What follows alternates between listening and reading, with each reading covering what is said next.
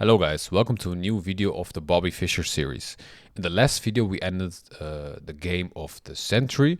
It was Donald Byrne against Bobby Fischer, and obviously this game was crazy. Fischer got a lot of public recognition, and after this game he went on to play in the Eastern States of the Open Championship in Washington.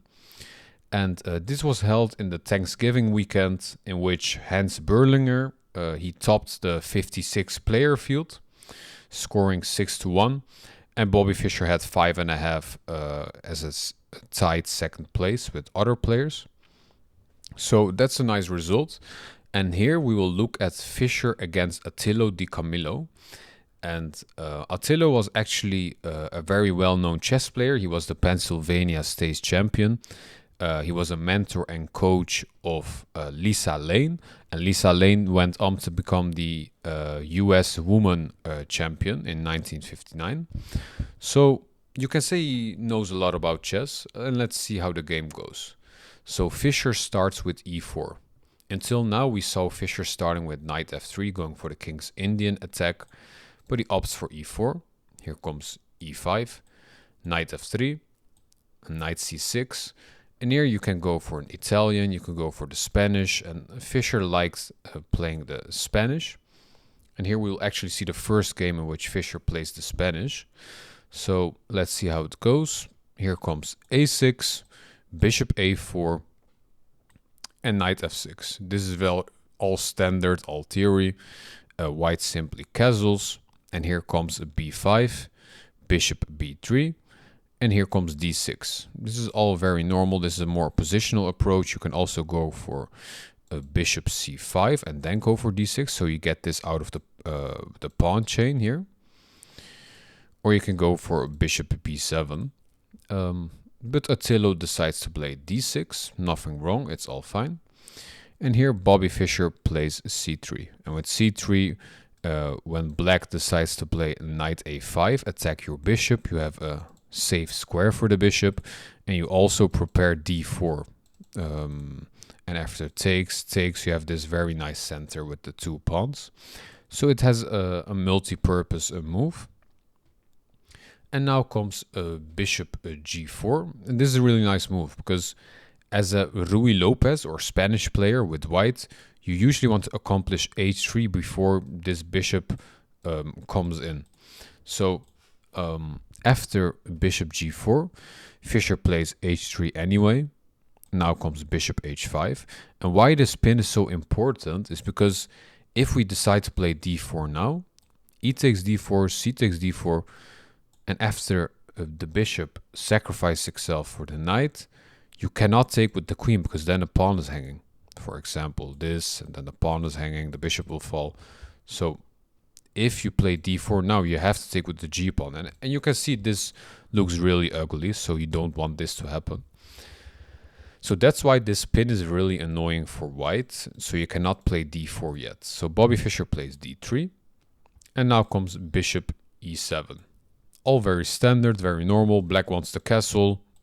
His setup looks nice. He probably wants to bring the knight to a5 and then push c5. So Bobby Fischer develops his knight, b to d2, and with Spanish you usually want to bring the knight to f1 and bring it to g3 or e3. This is a very normal, standard way of developing in the Spanish. Now comes castles for black, and rook e1, making space for the knight and also defending this pawn if you decide to push later on. And now comes queen d7, knight f1, knight a5, attacking the bishop. The bishop has to come back to c2. And here h6. And h6 is actually a move I'm not a fan of, because here in this position, you should really play c5, so you gain more control over the center. And after c5, you can bring the knight behind it, and you have this really nice chain of pawns. And with h6, your idea is to block this bishop from coming to g5, but this bishop was not coming to g5 anyway. Like it might come to e3, where it has a lot more scope. So it's a bit of a slow move.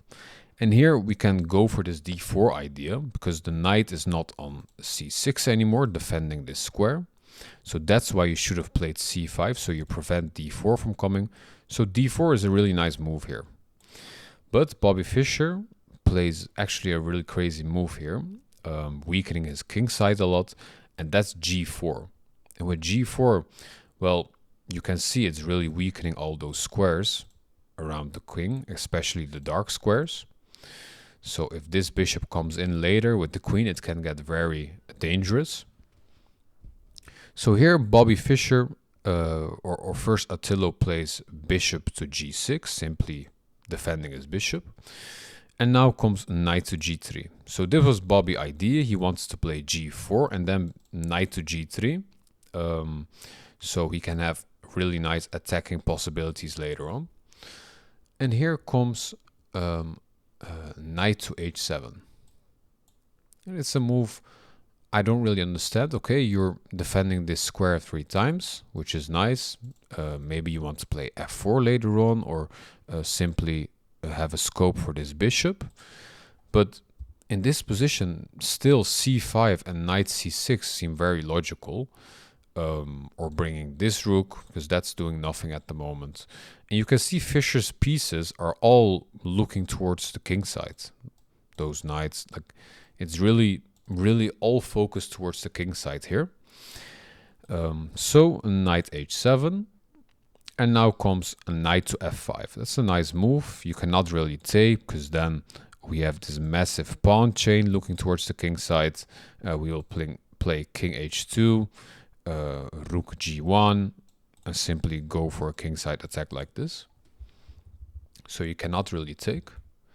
So knight h7, knight f5, and here comes a knight b7.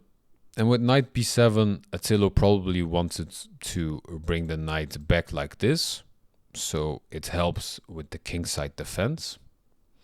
But now Bobby Fischer plays the best move, d4.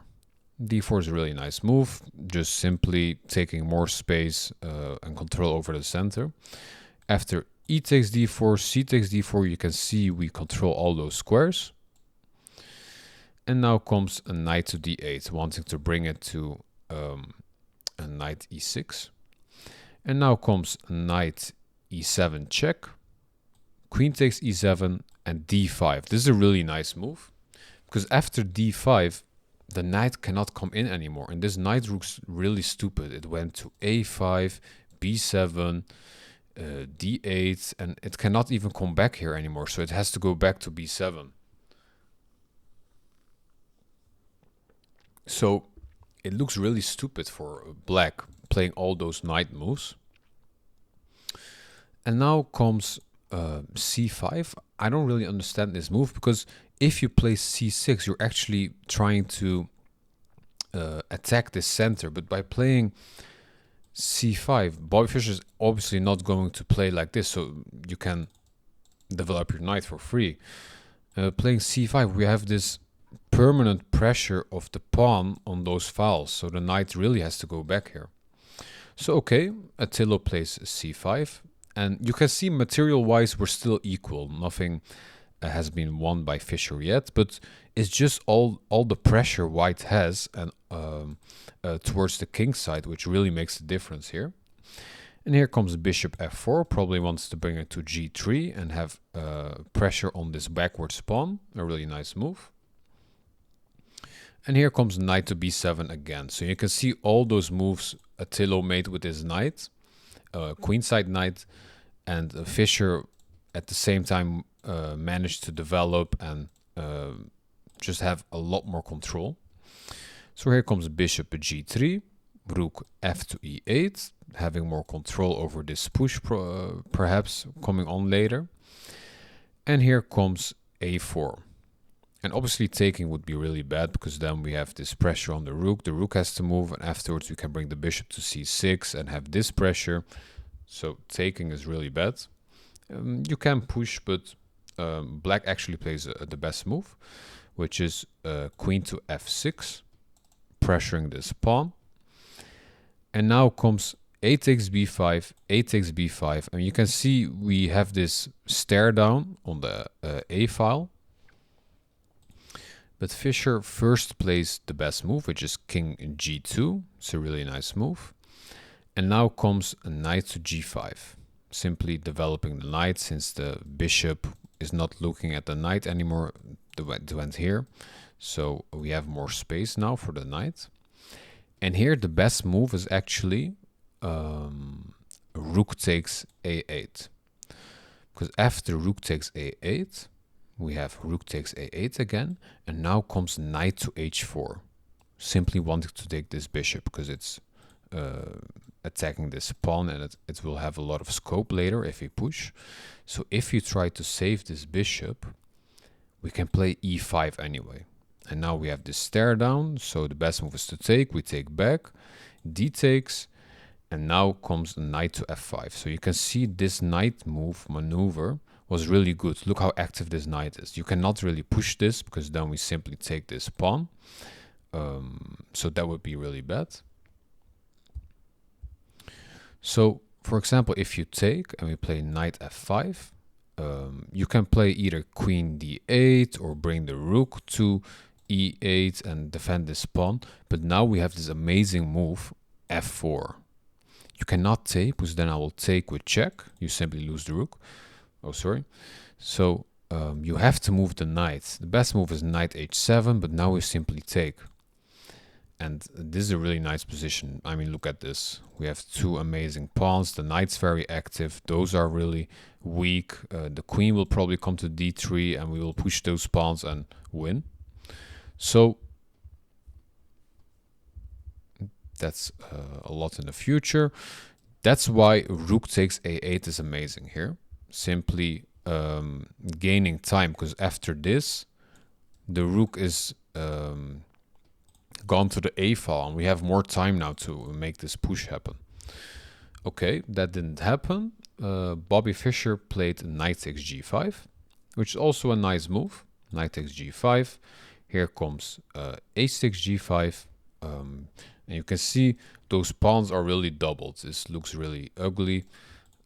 So after this, Bobby Fischer went on with this idea, rook takes, and now e5. So you see we really lured this rook away from the e file just to make this push happen. So e5 anyway, bishop takes c2, queen takes c2, d takes e5, and here comes bishop takes e5. Well, bishop takes e5 is actually a good move. We're attacking the queen with tempo, but the better move would have been rook takes. Why is this the better move? Well, what can black do here? The best move is apparently a rook f8, really passive. And here we can simply bring the rook to f5, win this pawn, or even bring the queen behind the rook and have this pressure all the time.